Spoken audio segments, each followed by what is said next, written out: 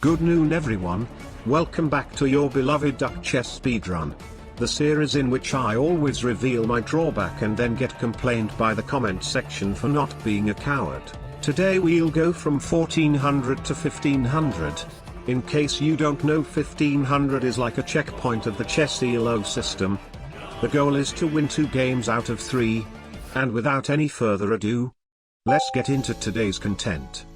First game is played at 1430. Bloodthirsty. After the first 3 turns, if you go 2 turns without capturing, you must capture on the 3rd. Or lose. Okay, it's pretty bad. But not too bad. Reveal drawback to opponent. D5. Your opponent revealed their drawback, Barbarian Rage. If you captured on your last move, you must capture if able. Okay, it is also very difficult to make use of that as well. I'll say this is a pretty balanced game. D4. Bishop F5. Knight C3. E6.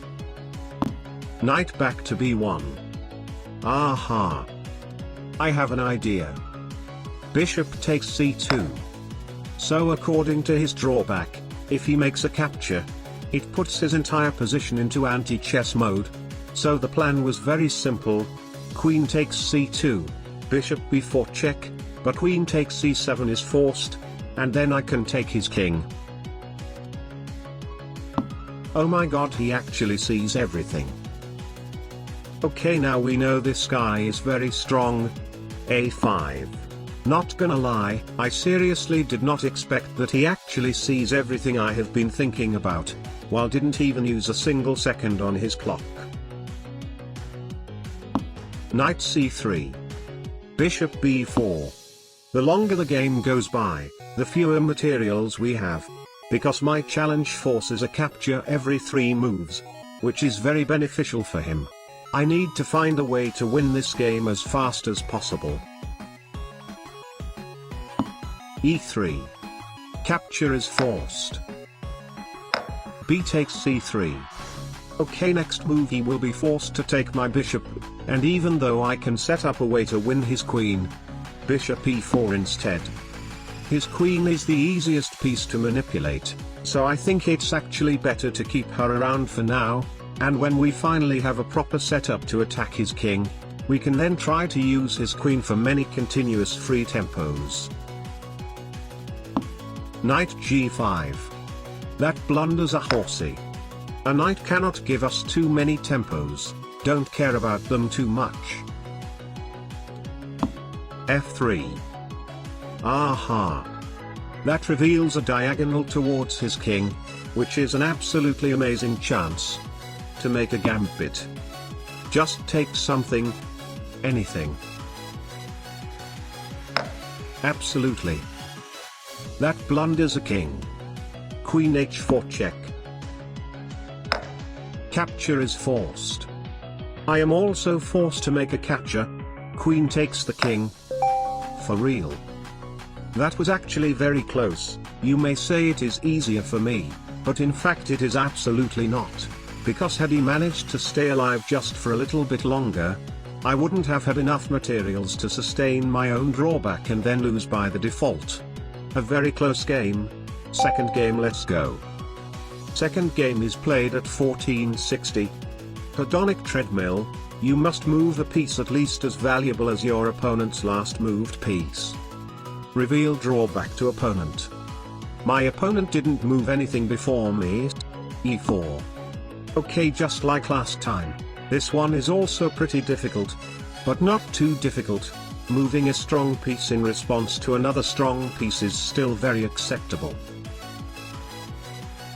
E5. A pawn is the least valuable material on the board. Anything works.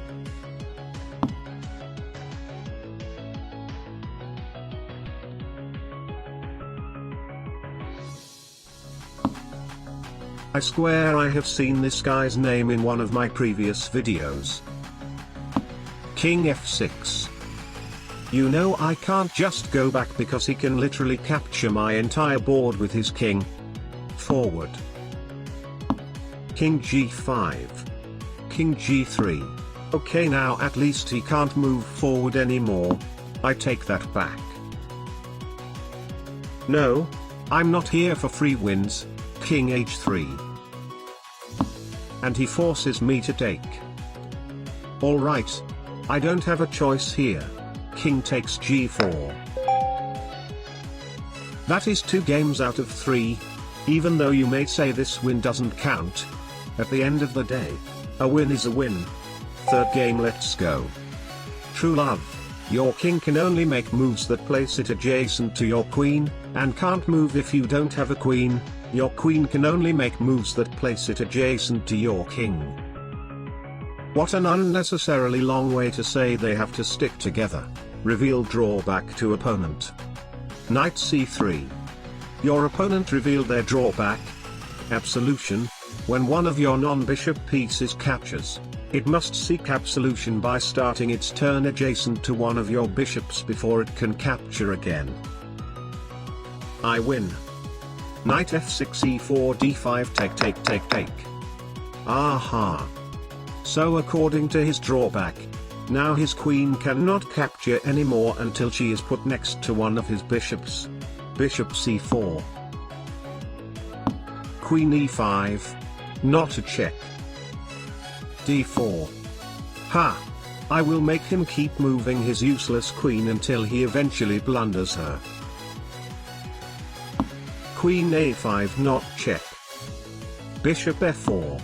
There are so many ways to win this game, but I guess the most practical idea is just to trade off my opponent's bishops. Then he will be 100% restricted by his own drawback. e6. Bishop takes e7. Bishop b4 check. c3.